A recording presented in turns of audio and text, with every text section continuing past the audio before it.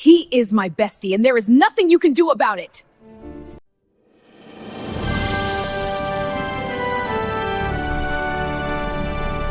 My mother warned me to be silent in marriage. She said a good wife must endure everything. So I kept quiet when my husband danced with his female best friend on our wedding day. I stayed silent when he bought her diamonds and gave me a blender. I even stayed quiet when he brought her into our house on our wedding anniversary. But the day I stopped being silent, I was pregnant, and my husband had to choose who to save in the water, his best friend or his wife. In a quiet village in the eastern part of Nigeria, the sun was setting behind the tall palm trees while the birds sang their evening songs. Mary sat on a small wooden stool in the kitchen, watching her mother stir a big pot of soup that smelled like dried fish and spices. Mary was a very beautiful young woman with a gentle face, but she looked worried because she was going to get married in 2 weeks to a rich man named John. Her mother, Mama, wiped her hands on her faded wrapper and looked at Mary with a serious face because she wanted to give her daughter important advice.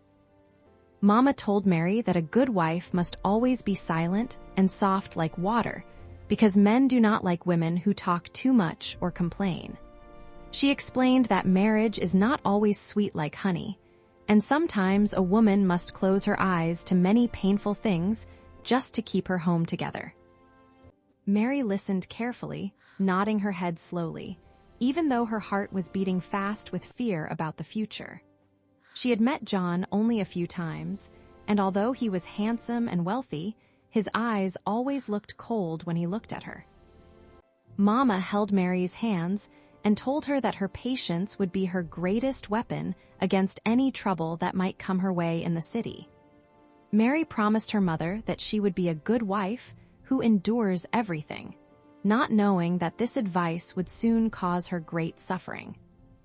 The village night became dark and silent, covering the secrets and fears that Mary carried in her heart as she prepared for her new life.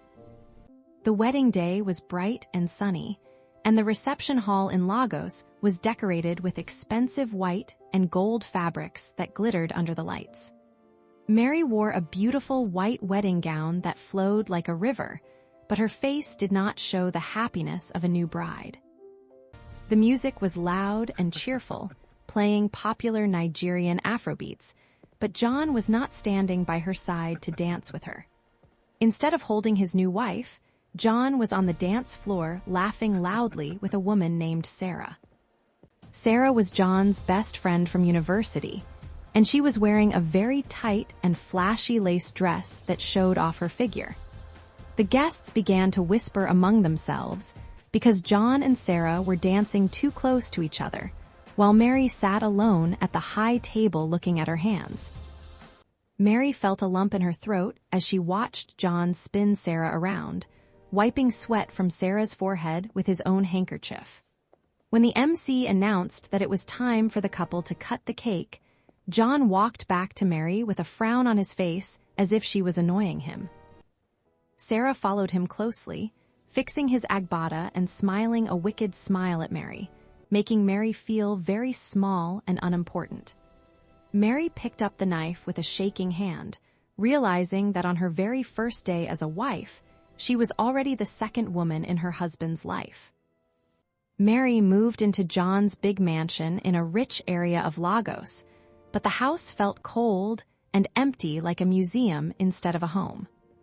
Every morning, John would dress in his expensive suits and leave for his oil company office without eating the breakfast Mary woke up early to prepare. Mary would spend her days cleaning the house and cooking delicious meals like egusi soup and pounded yam, hoping that John would come home and smile at her. However, when John returned late at night, he would often be on the phone talking and laughing softly with Sarah. One evening, Mary tried to sit next to John on the big leather sofa to ask him about his day, but he shifted his body away from her. He told her that he was very tired and had a headache, but 5 minutes later, Sarah called him and his energy suddenly returned. He walked out to the balcony to speak with Sarah for over an hour, leaving Mary sitting alone in the large living room with the television playing to an empty room. Mary remembered her mother's advice to be silent and patient, so she swallowed her pain and went to the kitchen to warm his food again. She served him with a smile when he finally came back inside, but he pushed the plate away, saying he had already eaten a snack while talking to Sarah. Mary took the plate back to the kitchen and cried silently into the sink because she felt like a stranger in her own marriage. February came with love in the air, and everywhere in Lagos, people were selling red roses and chocolates for Valentine's Day. Mary was excited because she thought this would be the day John would finally show her some love and appreciation. She went to the market and bought the best ingredients to make John's favorite jollof rice and grilled chicken for a special romantic dinner. She dressed in a lovely red Ankara dress that fitted her perfectly and waited for John to return from work. When John walked in, he was carrying 2 bags, and Mary's heart jumped with joy because she thought he had brought her a surprise. He handed her a box wrapped in simple paper, and when she opened it, she found a kitchen blender inside. Mary tried to smile and thank him, but her heart broke when she saw the second bag, which was from a very expensive jewelry store. John did not hide it. He took out a sparkling diamond necklace and a brand new iPhone from the second bag and placed them on the table. He told Mary that those gifts were for Sarah because she had been a very supportive friend to him at work. Mary looked at the blender in her hand and then at the diamonds on the table, realizing that to her husband, she was just a cook, while Sarah was the one he truly adored. A few months later, John's oil company threw a big party to celebrate a successful year, and all the senior managers were invited with their spouses. Mary spent hours getting ready, wearing a modest but elegant gold lace attire and tying her Geel headtie carefully. She wanted to look good for John so that he would be proud to introduce her to his colleagues and boss. However, when they arrived at the venue, John immediately walked away from her to join Sarah, who was waiting by the bar. Sarah was wearing a short, red dress that turned many heads, and she laughed loudly as she held John's arm intimately. Throughout the night, John introduced Sarah to everyone as his partner in crime and best support system, while Mary stood silently in the corner holding a glass of juice. People assumed Sarah was the wife because of how John looked at her with admiration and love in his eyes. At one point, a colleague asked John where his wife was, and John pointed carelessly at Mary without even calling her to join the conversation. Sarah looked at Mary across the room and raised her glass in a mocking toast, enjoying the fact that she had all of John's attention. Mary felt tears burning her eyes, but she forced them back because she did not want to cause a scene in public. It was their first wedding anniversary, and Mary was determined to fight for her marriage despite all the pain she had endured. She decided to cook a grand feast with fried rice, moi, pepper soup, and many other dishes to remind John of the home she built for him. She set the dining table with candles and flowers, creating a romantic atmosphere that she hoped would soften John's hard heart. She waited in her best blue dress, checking the clock on the wall every 5 minutes as the time passed. Finally, the front door opened, but Mary's smile froze on her face when she saw that John was not alone. Sarah walked in right behind him, wearing a casual pair of jeans and chewing gum loudly as she looked around the house. John explained casually that he ran into Sarah and invited her over because he didn't want her to eat dinner alone that night. Mary felt a sharp pain in her chest because this was supposed to be their private celebration of love. She stood by the dining table filled with food meant for 2, while Sarah walked past her and flopped onto the sofa as if she owned the place. John did not even wish Mary a happy anniversary. He just asked if the food was ready because he and Sarah were starving. They sat down to eat, with Mary sitting quietly at one end of the table while John and Sarah sat close together on the other side. Sarah began to criticize the food, saying the rice was too oily and the pepper soup was not spicy enough for John's taste. John nodded in agreement with everything Sarah said, pushing his plate away as if the food was poison. Mary tried to speak about a happy memory from their wedding day, but Sarah interrupted her with a loud laugh and changed the topic to an inside joke she shared with John. Sarah then reached over and took a piece of meat from John's plate with her fork, feeding it to him while Mary watched in horror.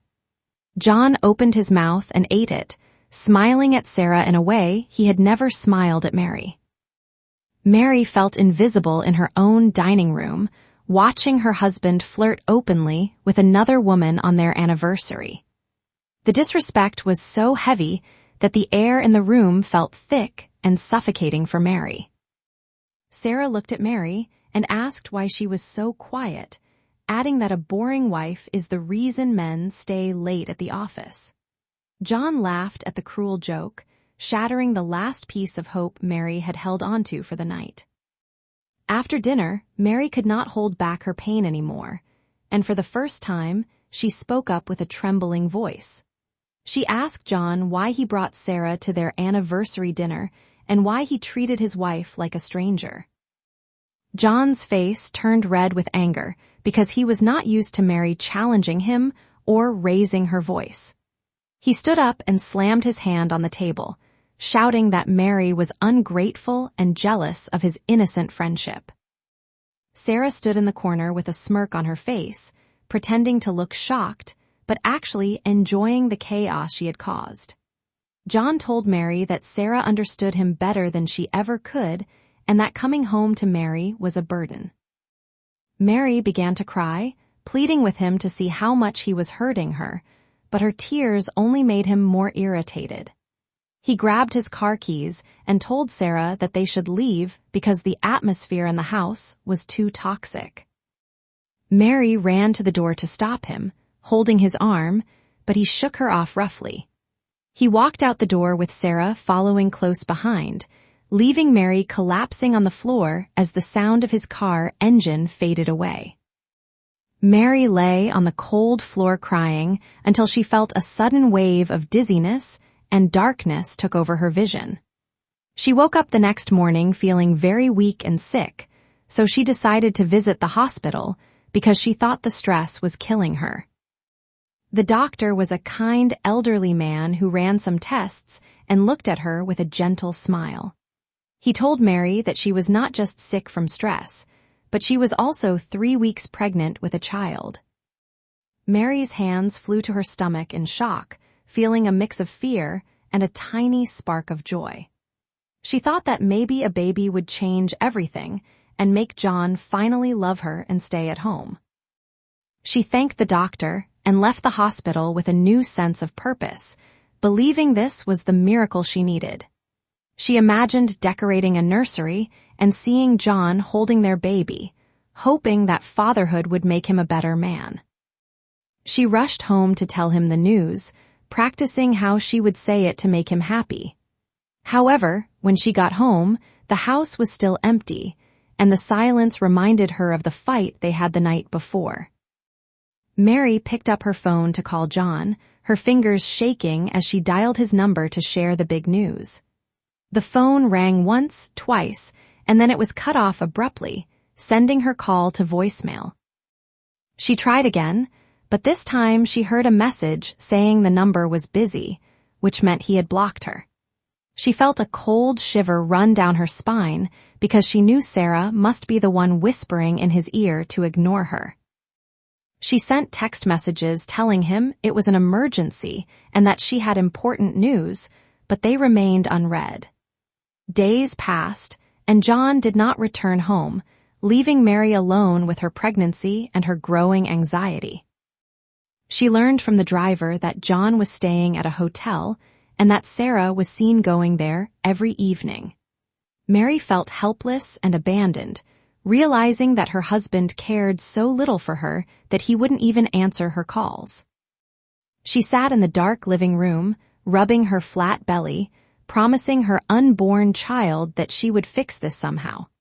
She knew she had to find him and tell him face to face, or she might lose her family forever. After asking around and paying the driver for information, Mary found out that John and Sarah had gone to a private lake resort for the weekend.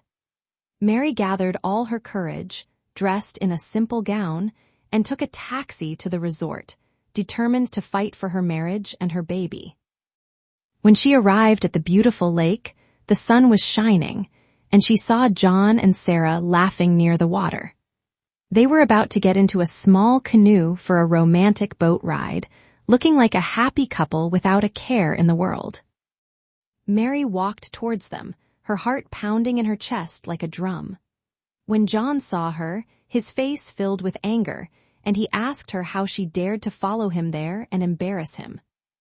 Sarah rolled her eyes and told John to ignore the mad woman, urging him to get into the boat so they could enjoy their day. Mary grabbed the edge of the canoe and told John she was pregnant and that they needed to talk.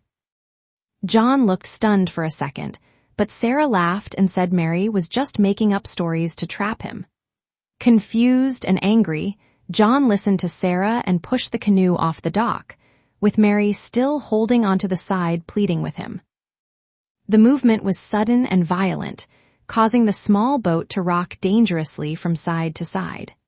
Mary lost her balance and fell into the deep, dark water, and the canoe tipped over, throwing both John and Sarah into the lake as well.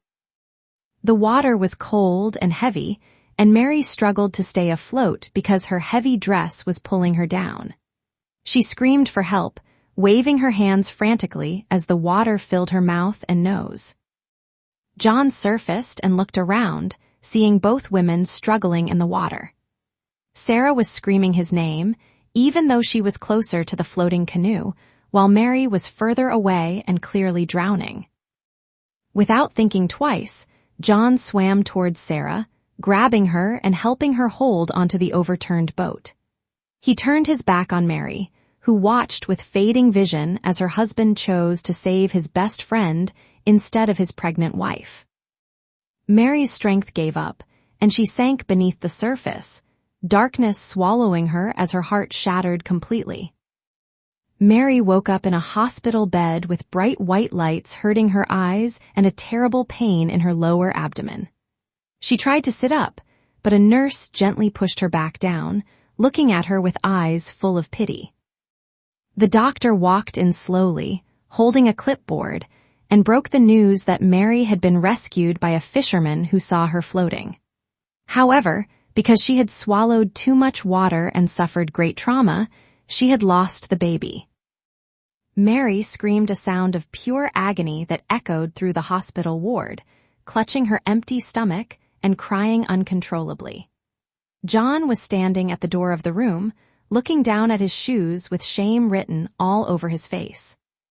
He had finally realized the cost of his actions, but it was too late to fix what was broken. He tried to walk towards the bed to hold her hand, but Mary looked at him with eyes that were cold and dead. She did not see her husband anymore. She saw the man who let her and their child drown while saving another woman.